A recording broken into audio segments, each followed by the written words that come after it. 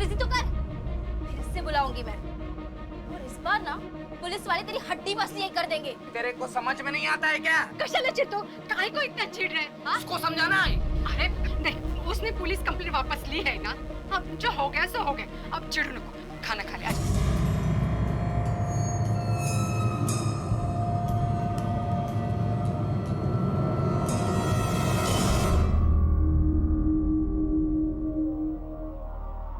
तो आलिस, अलका किधर है? मुझे नहीं पता आई, मुझे तो आज वो कॉलेज से भी नहीं लेने आई। कॉलेज से लेने नहीं आई है? तू जा, मैं तेरे लिए खाना लगाती हूँ। हो आई।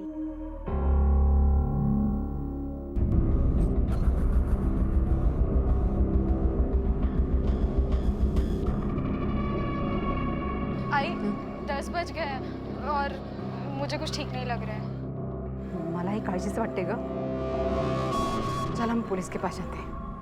मुंबई के पास स्थित मीरा रोड में रहने वाली उमा के परिवार में भी कुछ ऐसी आपसी रंजिश नजर आ रही थी।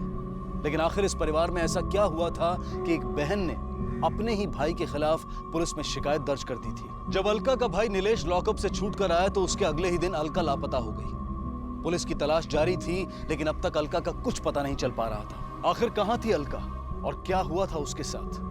पुलिस इन सवालों के जवाब ढूंढ ही रही थी कि तभी उनके हाथ कुछ ऐसा लगा जिसने पूरे शहर को हिलाकर रख दिया।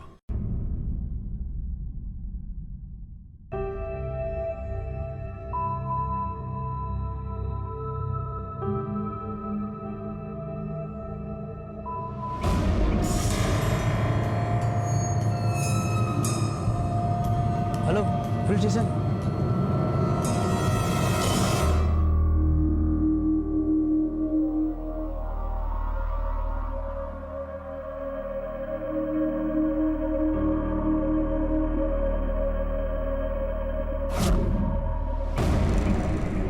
बॉडी 3-4 दिन पुरानी लग रही है। लाशों के सर गायब है, मतलब खूनी ने आइडेंटिफिकेशन का कोई क्लू नहीं छोड़ा। अगर इन बॉडीज के सर को यहाँ आसपास फेंक दिया गया होगा या गाड़ दिया गया होगा, ऐसे में उन्हें ढूंढना मुश्किल हो सकता है। लेकिन हमें किसी भी तरह उन सरों को ढूंढना होगा।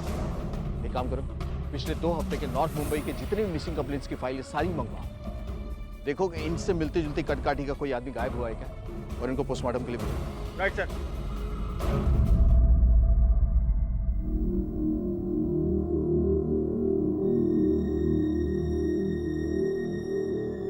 माझ्या मुलीला लवकर मिळू दे। आई, तू ना ये सब फालतू की चीजों में पैसा और टाइम दोनों बर्बाद कर। इससे कुछ नहीं होगा। मेरा भगवान आज होता ना तो अलका यहाँ से गायब नहीं होती और मेरा बाप भी यहाँ पे जिंदा बैठा होता।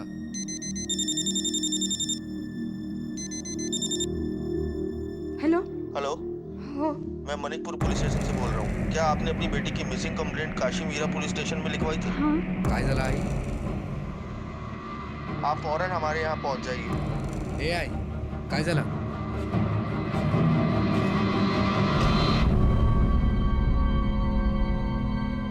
आइए।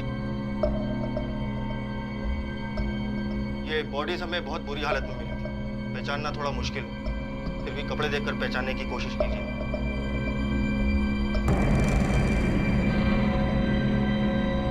क्या ये आपकी बेटी है? माझे पोर आहे। साहेब, यही कपडे पहन के गए थे वो। माझे पोर।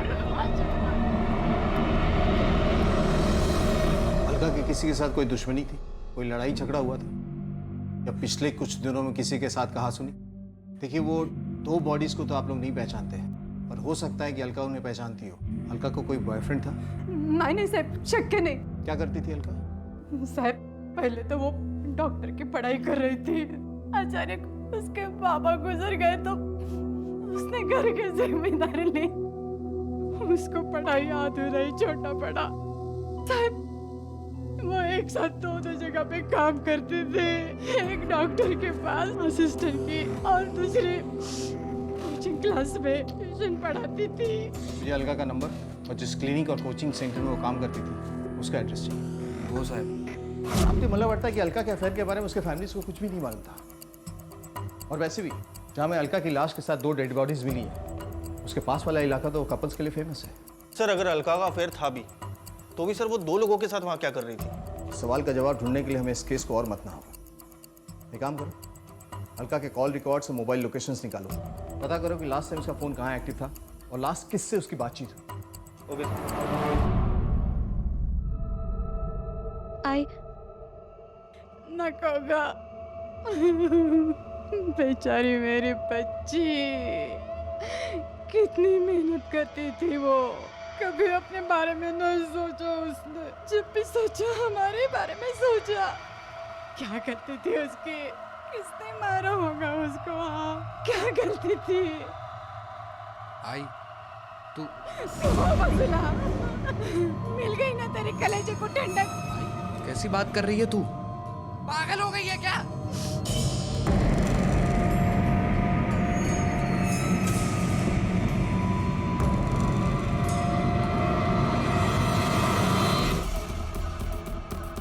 नहीं, आज तक मैंने अलका को किसी भी लड़के के साथ नहीं देखा। अलका यहाँ कितने बजे से कितने बजे तक काम करती थी? सुबह वो 10:30 बजे आती थी और दोपहर को 3:30 बजे चले जाती थी। और 19 तारीख को 1 घंटे पहले चलेगी। क्यों? सर वो कोचिंग सेंटर में पढ़ाती थी और वहाँ के बच्चों के एग्जाम शुरू होने वाले थे, तो अलका ने मुझे कहा कि उसे एक्स्ट्रा क्लास देने जाना है। वो 19 तारीख और 16 तारीख को भी जल्दी चलेगी। नहीं सर, मैंने अलका को कभी किसी लड़के के साथ तो नहीं देखा। क्या तुम्हें अलका के बिहेवियर में कभी कुछ अजीब सा लगा? हाँ, जिस दिन वो लापता हुई उसी दिन की बात है। अरे अलका, कोचिंग क्लास कैसी चल रही है तुम्हारी? तुम रो क्यों रहे हो? क्या हुआ तुम्हें? क्या हुआ बताना। नहीं, घर पे थोड़ी प्रॉब्लम चल रही है ना, इसलिए। उसका अक्सर अपनी माँ और भाई से झगड़ा हुआ करता था और इसी वजह से उसका मूड ऑफ रहता था। अच्छा, झगड़े की कोई खास वजह? उसके घर की माली हालत बहुत ही खराब थी। भाई तो कुछ कमाता नहीं था, घर की सारी जिम्मेदारियां अलका के ऊपर थी। अलका को कोई बॉयफ्रेंड था या उसका अफेयर? नहीं सर, सच बताऊं तो अलका किसी चक्कर वक्कर में पड़ने वाली लड़की थी ही नहीं सर। उसकी किसी से कोई खास बातचीत होती हो, क्लास में, क्लास से बाहर या एक्स्ट्रा क्लासेस में? हमारे यहाँ तो कोई एक्स्ट्रा क्लास नहीं होती। मतलब इस महीने की 16 और 19 तारीख को आपके यहाँ कोई एक्स्ट्रा क्लास नहीं थी? नहीं, बिल्कुल नहीं। Thank you sir. ये मामला कुछ समझ नहीं आ रहा, आखिर अलका ने अपने डॉक्टर से झूठ क्यों बोला और वो क्लिनिक से इतनी जल्दी क्यों निकल गई, और अगर जल्दी निकली तो भी स्कूल क्यों नहीं पहुंची? सर मुझे लग रहा है कि अलका के परिवार वाले हमसे कुछ छुपा रहे हैं। क्लिनिक में रिसेप्शनिस्ट ने बताया था कि जिस दिन वो गायब हुई थी उस दिन वो रो रही थी। इसका मतलब उस दिन जरूर कुछ ना कुछ उसके घर में हुआ होगा। सर ये रहे अलका के कॉल रिकॉर्ड्स। सर इसे देख के तो ये नहीं लगता कि इसका किसी के साथ अफेयर था। सर ज़्यादातर कॉल्स क्लिनिक या फिर उसके घर पे की गए और उनमें से भी 2-3 मिनट से ज़्यादा नहीं है। मोबाइल का लास्ट लोकेशन क्या है? सर उसका फ़ोन चिल्ड्रन गार्डन्स के पास स्विच ऑफ हुआ था, जो कि उसके क्लिनिक के पास ही है। पता करो 19 तारीख को अलका के घर में ऐसा क्या हुआ था जिसकी वजह से वो रो रही थी। Okay sir. सर जिन फैमिली मेंबर्स ने मिसिंग कंप्लेंट लिखवाई थी उनको बॉडी दिखवाया, बट किसी ने भी बॉडी आइडेंटिफाई किया नहीं सर। साहब 16 को भी अलका अमृता कॉलोनी एक स्कूल गई थी 3:30 बजे, पर 2:30 से 3:30 बजे तक वो कहाँ थी ये मुझे नहीं पता। जिस दिन अलका गायब हुई थी उस दिन वो क्लिनिक में रो रही थी। क्लिनिक के स्टाफ को उसने बताया था कि घर में कुछ प्रॉब्लम है। आखिर क्या प्रॉब्लम थी? काय साहब, किस घर में झगड़ा नहीं होता? ऐसे घर भी तो गिने चुने हैं ना जहाँ झगड़े के बाद मर्डर हो जाता है। झगड़े की वजह क्या थी? साहब मैं मानती हूँ अलका को हमारे घर की बहुत चिंता थी।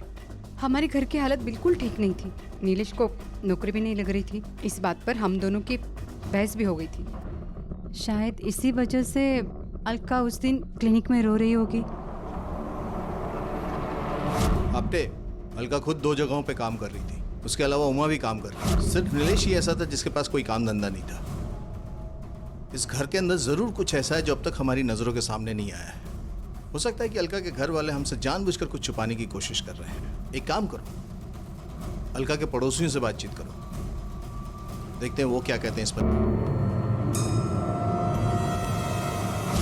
अरे साहब आता तुम्हाला काय सांगू मी, अलका ने तो उस दिन पुलिस बुला ली थी, फिर ले गए नीलेश को थाने, जम के खातिरदारी की है उसके साथ। ठीक है, फौरन काशीमीरा पुलिस स्टेशन से इस मामले के बारे में बात करो। नीलेश को पुलिस स्टेशन बुलाओ। ये जितना खड़ा है उतना ही खड़ा है। Okay sir.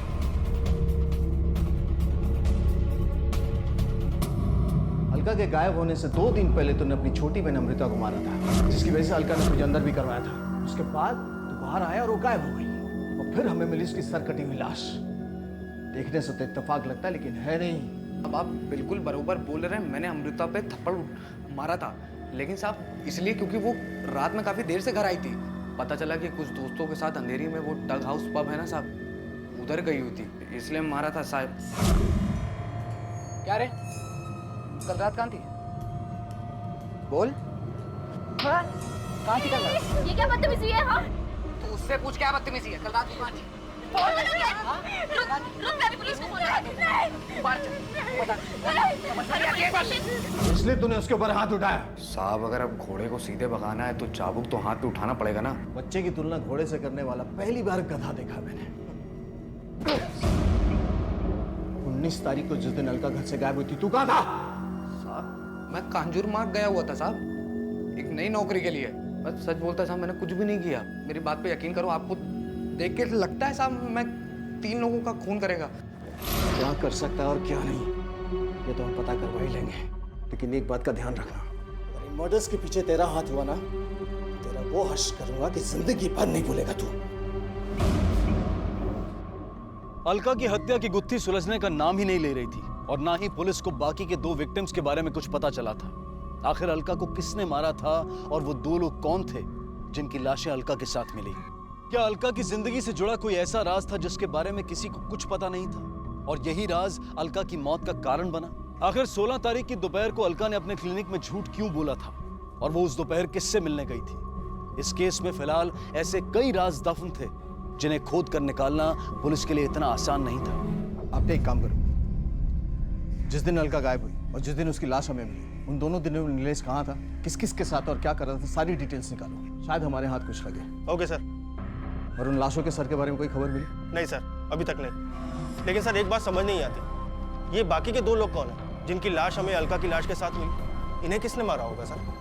और इन्हें मारने के पीछे किसी का क्या मोटिव हो सकता है?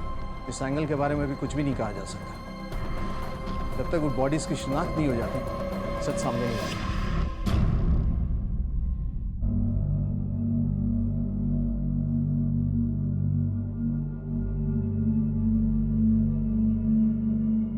आई, अगले हफ्ते मेरी कॉलेज की फीस देनी है। इतना भी पैसा नहीं है घर में जो बिना काम पे जाए अपने मरे हुए बेटे का मौत का शौक भी मना सकूं।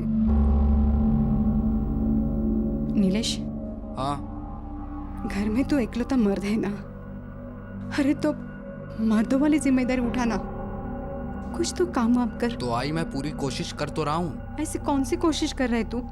कौन सी नौकरी ढूंढ रहे तू जो तुझे नौकरी नहीं मिल रही है? एक बात बोलूं, पैसे ना बहुत सारे आने वाले थे, लेकिन ये सारा प्लान चौपट हो गया तेरी बेटी अलका की वजह से। कम से कम अपनी मरी हुई बहन के बारे में ऐसे मत बोल। अरे चलना आई।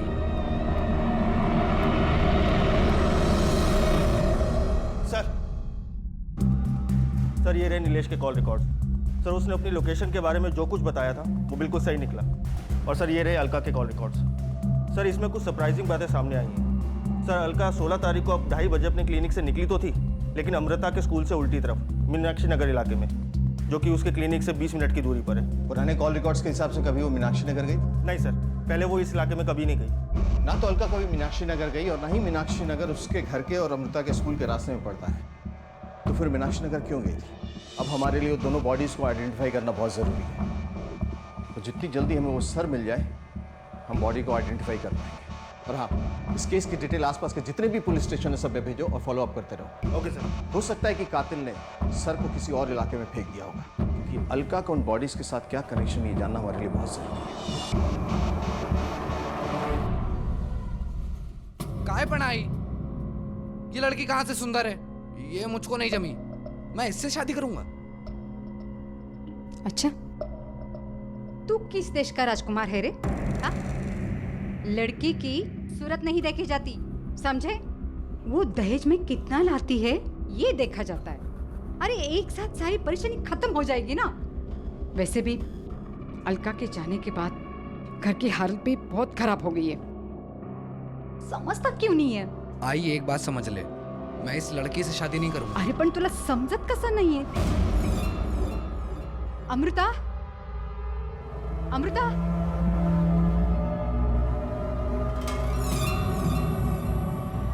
आई घर पर नहीं है। झूठ मत बोल। हट।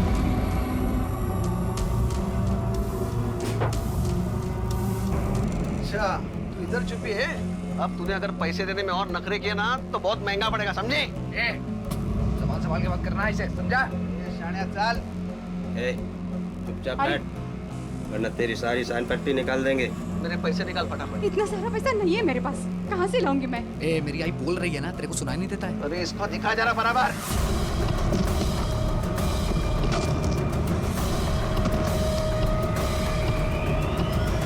अलका का केस हमारे पास है, इसलिए ये केस भी हम ही हैंडल करेंगे।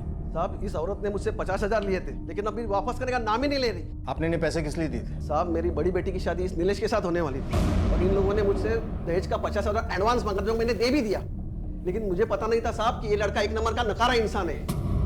इसकी खुद की बहन ने इसको लॉकअप में बंद करवा दिया था साहब। अब ऐसे घर में अपनी बेटी को कैसे भेजता साहब? साहेब, खोटा बोलतो, एकदम खोटा बोलतो. काय ऐकू नका, झूठ बोल रही है. ए, काय रे, दोन आहे म्हणून वाटलं तेव्हा तुम्हारी बात. खोटी बोलते हैं। माझ्या मुलावर जावं दे. एक नंबर की आप लोगों को मालूम होना चाहिए, दहेज देना और लेना दोनों अपराध है। मैं जानता हूँ साहब, लेकिन क्या करूँ, मेरी 3 बेटियां हैं और इसी मजबूरी का इन लोगों ने फायदा उठाया। ठीक है, आप जाइए। तुम्हारा तुमसे अकेले में बात करनी है। पण साहेब, हम आप बैठिए यहाँ, बैठिए यहाँ। तुझे बुरा तो बहुत लगा होगा। तेरी बहन अलका की कमाई पे तेरा काम चलता था, फिर उसी बहन ने तुझे पुलिस के हवाले भी किया, जिसकी वजह से तेरे हाथ से एक अच्छा खासा रिश्ता निकल गया। तो ये सारी चीजें मिलके तो साहब, मैं बरोबर समझ रहा हूँ आप किस तरफ इशारा कर रहे हैं, लेकिन मैं आपसे बोल चुका हूँ साहब, मैंने ऐसा कुछ भी नहीं किया है। बल्कि आपको सच बताऊं, ये सब ना मेरी आई का करा धरा है। हाँ साहब। छोटी बेटी के फीस से लेकर अलका की शादी, घर के खर्चे, हे सारे मुंह खोल के खड़े थे. मला वाटलं दहेज लेकर मैं इस सारी समस्या दूर कर सकूंगी. मैं चाहती थी कि मेरे बच्चों की जिंदगी बेहतरीन हो. तो शादी कैंसिल होने का जिम्मेदार भी आपने अलका को ही ठहराया होगा? हो, मेरा झगड़ा भी हुआ था उसके साथ. मूर्खा, तुम्हारी वजह से सब हुआ है. सारे किए किराए पर पानी फेर दिया तूने. ये मेरा मकसद नहीं था. चुप, बिल्कुल बोलने का नहीं. चली जा यहाँ से, जा. मुझे बहुत गुस्सा आया था. और इसी गुस्से में तुमने अलका की हत्या कर दी? नहीं नहीं साहब, असं कसं बोलताय? साहब, मेरी बेटी मुझे अपनी जान से भी प्यारी थी. उसे मारने से पहले मैं खुद मर जाती. और नीलेश, दोनों के पास मोटिव है अलका को मारने का, और मुझे शक है कि ये लोग कुछ ना कुछ हमसे छुपा रहे हैं. क्या सर वाकई में इन दोनों ने अलका को मारा होगा? क्यों नहीं, पॉसिबल है. बाकी बॉडीज की कोई खबर मिली? नहीं सर, तलाश जारी है.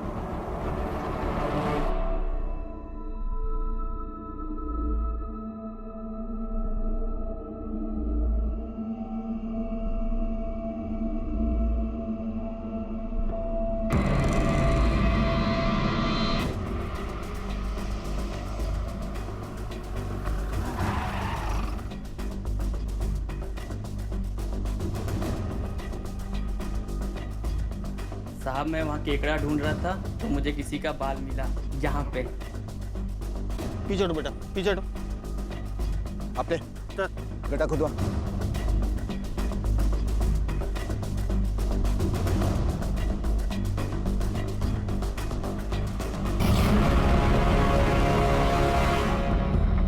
सर,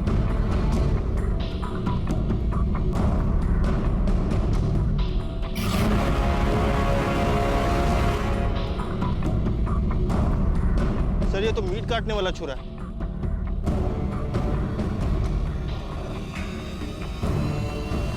सर, सर ये देखिए, इस पे कुछ मार्क लगा है. SM. सर, SM लिखा है सर इस पर. दिखाओ सबको. Right sir. आसपास की मिट्टी हार्ड है, सिर्फ गड्ढे वाली सॉफ्ट लग रही है. सर ये नरम मिट्टी और इतने बड़े गड्ढे को देख के लगता है कि सर छुपाने के लिए ये गड्ढा हाल फिलहाल में खोदा गया है. लेकिन इतना बड़ा गड्ढा सर, हड्डी की लंबाई कुछ 6 से 7 फीट है और चौड़ाई 3 फीट, इतना कि एक लाश को ठिकाने लगाया जा सके। इसका मतलब उन्हीं के टारगेट में सिर्फ एक आदमी था, 3 लोग नहीं थे। सर अलका के साथ 2 लाशें और मिली थी सर, कहीं ये सर उन्हीं के तो नहीं? पॉसिबल है क्योंकि एरिया भी वही है। और ये छुरा मीरा भाईंदर के जितने भी कसाई खाने वहां जाके दिखाओ, शायद कोई इसे पहचान ले। Okay sir.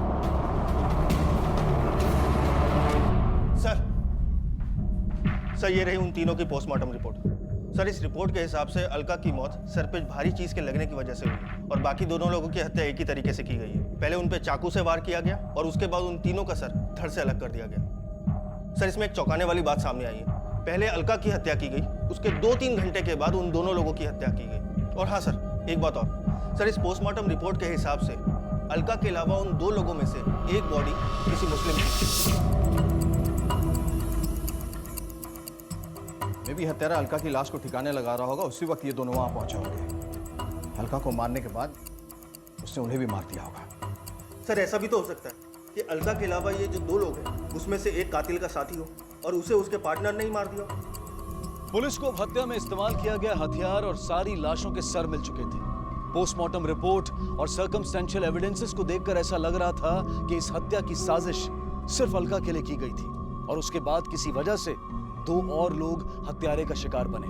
पुलिस को अब यह पता लगाना था कि अलका के साथ मिली ये 2 लाशें किसकी थी, उनकी हत्या क्यों हुई और उनका इस केस से क्या कनेक्शन था। पुलिस हत्यारे की तलाश में थी और उन्होंने मीरा रोड इलाके की हर मीट की दुकान पर पूछताछ शुरू कर दी और इसी बीच उन्हें एक अहम सफलता मिली।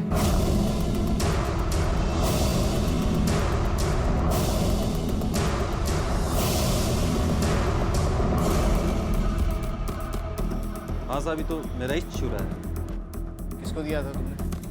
अपने साले आसिफ को दिया था धार डलवाने के लिए। आ गया? जी भैया। सेलू जाने से पहले इसमें धार डलवा लेना, ठीक है? आसिफ कहाँ है? आसिफ तो सर सेलू निकला हुआ है बकरा खरीदने। सेलू के लिए कब निकला? 19 तारीख की दोपहर को। अच्छा फोन तो लगा जरा उसको।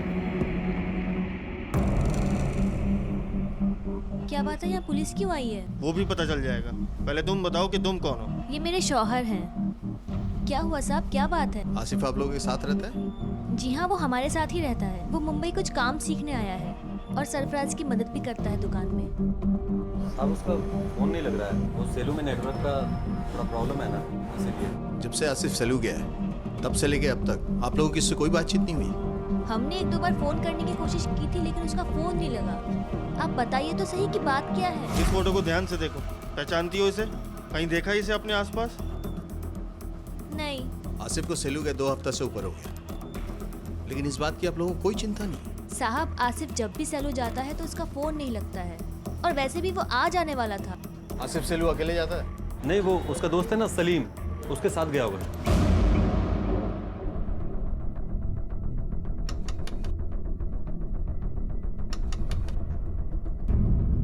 सलीम घर पे? जी क्या हुआ? तुम कौन हो? जी मेरा नाम सोहा है। सलीम मेरे भाई है। आप रुकिए, मैं सलीम को बुलाती हूँ। सलीम भाईजान। जी यही है सलीम भाईजान। तुम आसिफ के साथ सेलू नहीं गए? अब आसिफ ने तो मुझे कोई खबर नहीं करी कि वो सेलू जा रहा है। हर बार वो मुझे ही साथ ले जाता है। अब मुझे तो नहीं लगता कि वो सेलू गया होगा। नहीं सर, हमें बॉडी पर से कुछ सामान मिला है, उसे देखकर पहचानने की कोशिश कीजिए। ये देखिए। ये तो आसिफ की है। ये मेरे भाई आसिफ का है। ये अंगूठी मेरे भाई की है, ये आसिफ की है। Sir forensic report. सर छुरे के ऊपर जो ब्लड मिला है वो विक्टिम का ही है, लेकिन छुरे के ऊपर किसी की उंगलियों के निशान नहीं है। अपने सरफराज और मरियम को क्या सच में नहीं मालूम था कि आसिफ गायब है? और इस बात का भी कोई सबूत नहीं है कि सरफराज ने उसे सेलू भेजा था। और अगर वो सेलू गया था तो उसने अपने दोस्त सलीम को क्यों नहीं बताया? एक काम करो, आसिफ की तस्वीर अलका की फैमिली और अलका के साथ काम करने वाले हर व्यक्ति को दिखाओ, शायद उनमें से कोई पहचान। Right sir. और हाँ, 16 से 19 तारीख के बीच में आसिफ के कॉल रिकॉर्ड्स, मोबाइल लोकेशन से करें। Okay sir.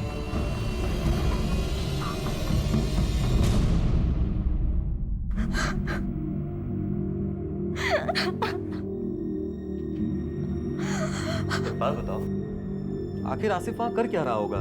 कैसे जानता था इन लोगों को? मुझे नहीं मालूम, लेकिन मेरा भाई कभी गलत नहीं हो सकता। हाँ, जैसे 5 वक्त का नमाजी था ना। सरफराज, मेरा भाई अब अल्लाह को प्यारा हो गया है। अब तो उसकी बुराई करना बंद कर दो।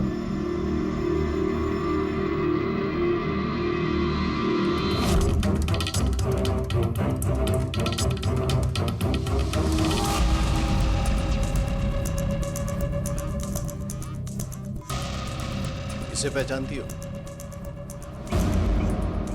ये तो मरियम का भाई है, आसिफ। मरियम को कैसे जानती हो? इतनी महंगी कुर्ती थी, आपने ये क्या कर दिया? इतना टाइट कर दिया कि अंदर भी नहीं घुस रहा, आपने मार्जिन भी नहीं छोड़ा। अरे इसे ज्यादा छोटा थोड़ी ना किए है। ठीक है, इसे मैं अंदर से थोड़ा कपड़ा लगाती है। दिमाग खराब हो गया है क्या? एक तो पहले पूरा कपड़ा बर्बाद कर चुकी हो, इसकी भरपाई कौन करेगा? तुम्हारा बाप। बाप पे मत जाना, समझी?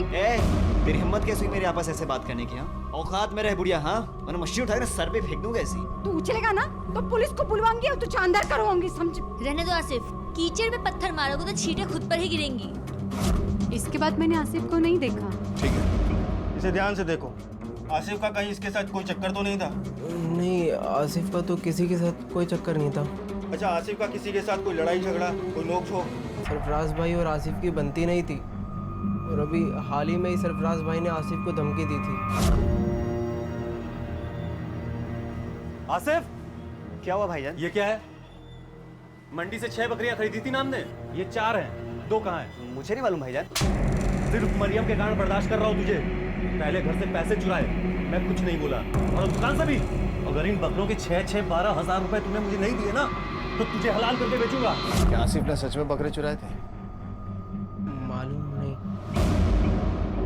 सर। आसिफ के कॉल रिकॉर्ड से पता चला है कि वो एक नंबर पर रेगुलर कॉल किया करता था। सर, ये नंबर आसिफ के नाम पर ही रजिस्टर्ड है। सर, इस नंबर पर देर रात बातें हुआ करती थी। मैंने इस नंबर पर कॉल करने की कोशिश की, लेकिन फोन स्विच ऑफ आ रहा है। आपने इस नंबर को अपने रडार पे रखो। उस नंबर की हर हरकत की खबर मुझे चाहिए। कभी ना कभी तो ये ऑन होगा। सर, वैसे कॉल रिकॉर्ड के हिसाब से 16 तारीख को आसिफ की लास्ट लोकेशन चिल्ड्रंस गार्डन थी, और 16 तारीख को ही अलका की भी लोकेशन वही थी। और सर, 19 तारीख को आसिफ सेलू गया ही नहीं, वो तो वसई क्रीक गया था, जहाँ से हमें लाशी मिली थी। सर, अभी तक हमारे पास तीसरे विक्टिम के बारे में कोई खबर नहीं है। जैसे उसके बारे में पता चलेगा, सारी कड़ियां अपने आप जुड़ेंगी। हाँ, हमारी बहस हुई थी उमा से, और आसिफ गुस्सा भी हुआ था, लेकिन हम तो इस बात को कब का भूल चुके हैं। हो सकता है कि आसिफ भी भूल गया हो सब, लेकिन बाद में उमा से बदला लेने के लिए उसने हल्का को नुकसान पहुंचाया। आसिफ ऐसा कर ही नहीं सकता। आसिफ का किसी के साथ अफेयर था। आप लोग जानते हो लड़की कौन है? आप तो अच्छी तरीके से जानते होंगे उसे। आपके भाई को आपसे ज्यादा बेहतर ये जानते हैं। आप तो ये भी जानते हैं ना कि वो पैसे और बकरे चुराता था। इसके लिए आपने उसे धमकाया भी था। अरे नहीं सर, मैं बहुत कोशिश किया उसको सुधारने का, लेकिन वो सलीम के साथ मिलकर हमारे बकरों का गोश्त चुरा लिया करता था और उसे ले जाकर टग हाउस में बेच दिया करता था।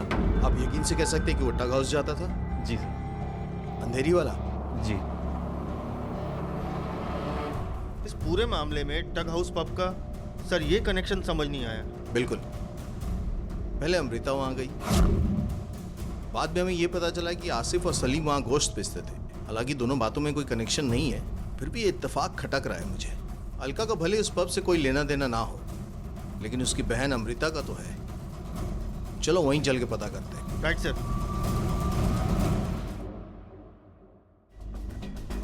Excuse me. हाँ, इन्हें पहचानते हो? ध्यान से देखो। इस लड़के को तो मैं जानता हूँ साहब, ये आसिफ है, हमारे पब में मटन सप्लाई किया करता है। आसिफ ने इस पब में मटन सप्लाई कैसे शुरू किया? कौन लेके आया था उसे? रघु, हमारे पब का बाउंसर है सर, वो जानता था उसे। जी सर, मैं सलीम को जानता हूँ, हम एक ही स्कूल में पढ़ते थे। वो मेरा जूनियर था।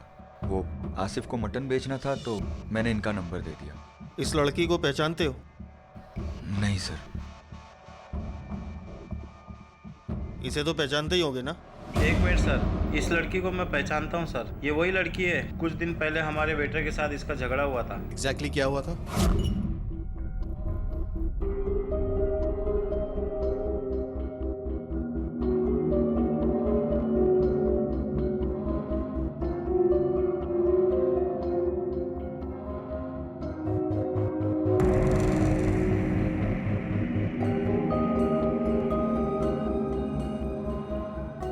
फ्रेंड्स, मैं आई हाँ वॉशरूम से जाके।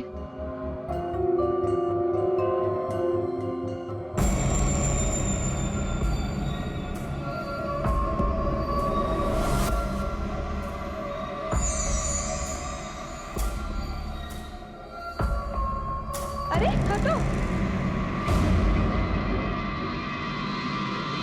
कुछ दिन बाद हमने हरी को नौकरी से निकाल दिया था, पर कुछ दिनों बाद वो फिर आ गया साहब। हाथ पैर जोड़कर नौकरी के लिए रिक्वेस्ट करने लगा, तो हमने उसे फिर रख लिया। ये बेटा हरी कहाँ है? सर वो 18 तारीख से ही काम पर नहीं आया। ये हरी रहता कहाँ है? सर ये एक चौल में अकेले ही रहता है। क्या तुम दोनों उसे आइडेंटिफाई कर सकते हो?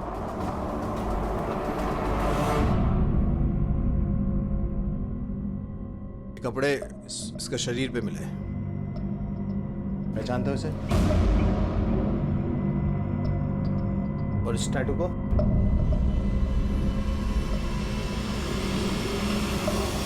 सर ऐसा टैटू तो हरी की कलाई पे था। सर ये हरी ही है। लेकिन हरी को कोई क्यों मार सकता है? हरी की किसी के साथ कोई दुश्मनी थी या फिर कोई ऐसी अजीब बात जो तुमने नोटिस की हो? हाँ सर, वो कुछ दिनों पहले एक आदमी आया था, हरी को पूछ रहा था, बोल रहा था कि इसे कोई नौकरी देनी है, तो मैंने हरी का नंबर उसको दे दिया था। दिखने में कैसा था, कुछ याद है? जी सर, एकदम पतला दुबला सा आदमी था। अपने सर, क्या वो ऐसा दिखता था? जी सर, ये देखिए ना ये सब क्या हो गया। नीलेश घर पे ही रखा सारा पैसा लेके भाग गया। मैं इसको कब से फोन लगा रही हूँ, उसको फोन स्विच ऑफ आ रहा है। फौरन पता करो पिछले कुछ घंटों में नीलेश ने किन किन लोगों से बात की थी। Okay sir. साहब। ओके, एड्रेस भेजो। सर नीलेश ने अभी अभी शरद नाम के आदमी को कॉल किया है, लेकिन उसके बाद से उसका फ़ोन स्विच ऑफ आ रहा है। सर हमने उसका एड्रेस मंगवा लिया है, साइबर सेल वाले उसका एड्रेस जल्दी भेज रहे हैं। गुड।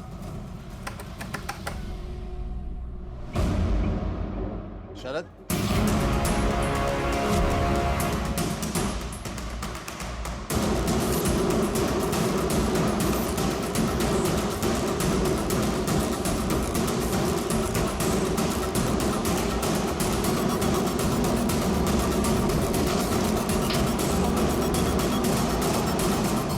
मैंने किसी को नहीं मारा है साहब, बल्कि हरी को तो साहब मैं पब में ढूंढने गया था। मुझे सब पता चल गया था साहब, किसने अमृता के साथ क्या बदतमीजी की है। क्या रे नीलेश, उधर तेरी बहन पब में कारनामे कर रही है, इधर तू मुंह में टेप मारे बैठा है। सुना है तेरी बहन को कल एक बेटे ने छेड़ा था। तू तो खाली नाम का पहलवान है, चूड़ी बूड़ी लेकर आऊं क्या? ए चल भाई छोड़, जाने दे। उस टाइम मैंने सोच लिया था साहब, इस साले को तो मैं ठिकाने लगा के रहूंगा। फिर मैंने ना साहब उसका नंबर पब से लिया और उसको झूठी नौकरी के बहाने मिलने के लिए बुलाया। मेरी बहन को छेड़, हाँ? समझ नहीं है तेरे को?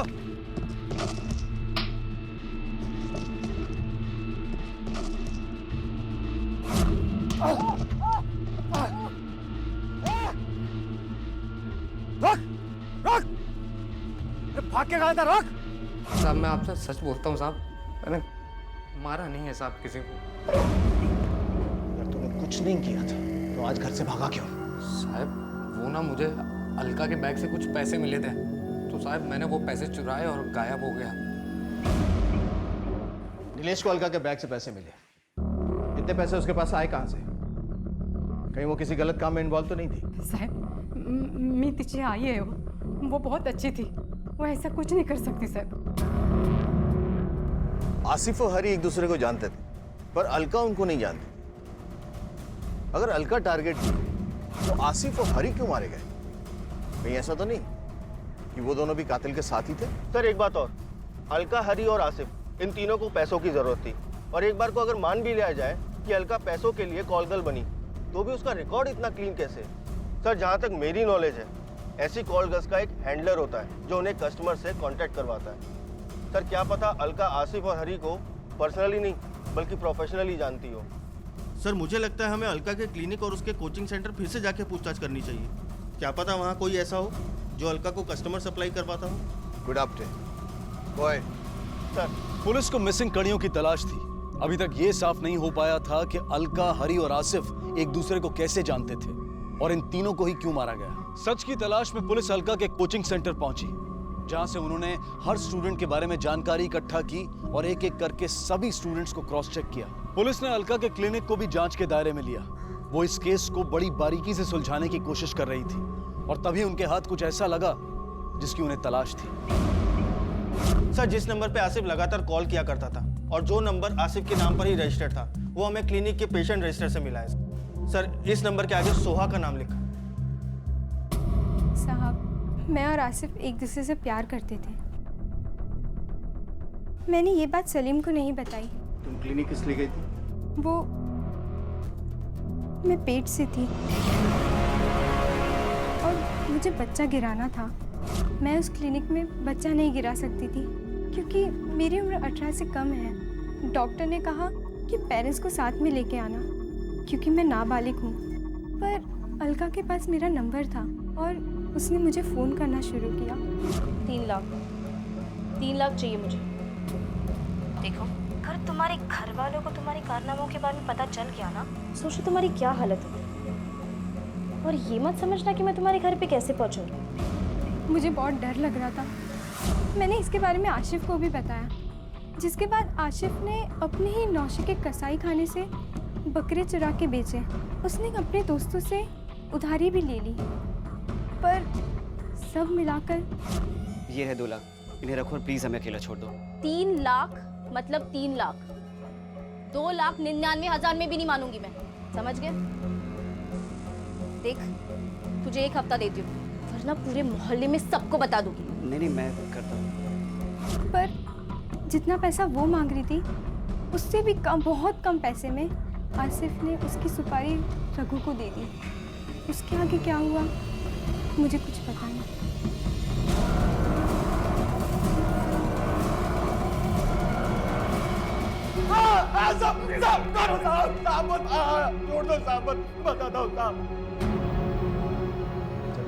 हरी और आसिफ को मारना नहीं चाहता था। हाँ, मैंने हरी को इसलिए शामिल किया था क्योंकि उसको पैसों की गरज थी साहब। और वैसे भी सर ये काम मुझ अकेले का नहीं था, तो इसीलिए मैंने और हरी ने दोनों ने मिलके अलका को उसके क्लिनिक के पास से उठा लिया साहब।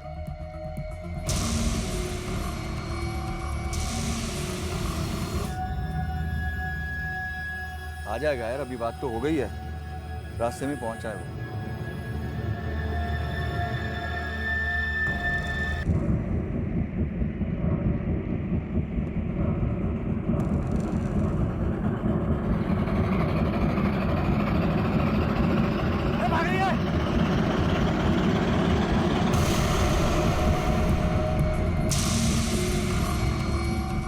हमने फौरन अलका का खेल खत्म कर दिया। कवर भी खुद चुकी थी और आसिफ पैसे लेकर आ रहा था। 10,000 ही कम थे, लेकिन वो हरी तो ऐसे कर रहा था जैसे उसे पैसे ही ना मिले हो सर। हरी ने आसिफ के साथ लड़ाई शुरू कर दी। सर वो मैंने जानबूझ के उनके कपड़ों में से पैसे और पर्स वगैरह सब निकाल लिए थे सर। तुमने गड्ढे में उनके सर को नहीं बल्कि अपनी जिंदगी को दफनाया है। तेरे खिलाफ इतना स्ट्रॉन्ग केस बनेगा ना कि सीधा फांसी के तख्ते पे लटकेगा तू। अब रघु को आईपीसी की धारा 302 के तहत आजीवन कारावास की सजा सुनाई गई। अब वो अपनी बाकी की बची हुई जिंदगी जेल की सलाखों के पीछे बिताएगा।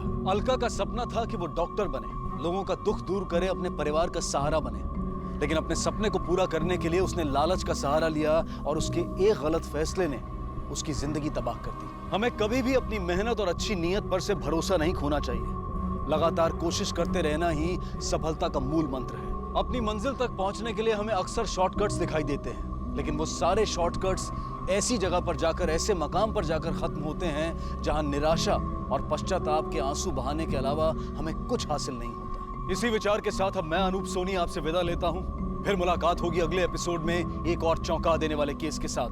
तब तक अपना और अपने परिवार का ख्याल रखें और देखते रहें क्राइम पेट्रोल डायल 100। सबक एक को, सीख हम सबको। जय हिंद।